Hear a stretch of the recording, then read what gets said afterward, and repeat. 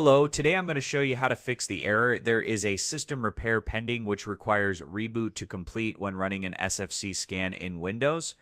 This message usually appears when a previous system repair process hasn't finished or the system is stuck in a pending repair state.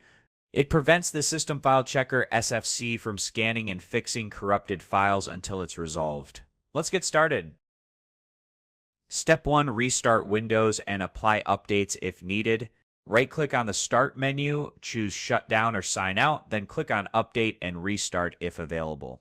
This ensures that any pending system repairs or updates are completed before you run SFC.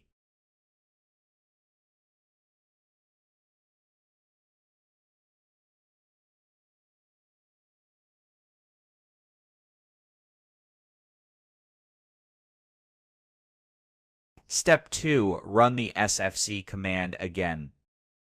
Once the system restarts, click the search icon, type CMD, then right-click on Command Prompt and choose Run as Administrator. Click Yes if prompted by User Account Control. In the command prompt window, type the following command and press Enter. This will begin scanning and repairing any corrupted system files. After completing the process, restart your computer to apply the fix.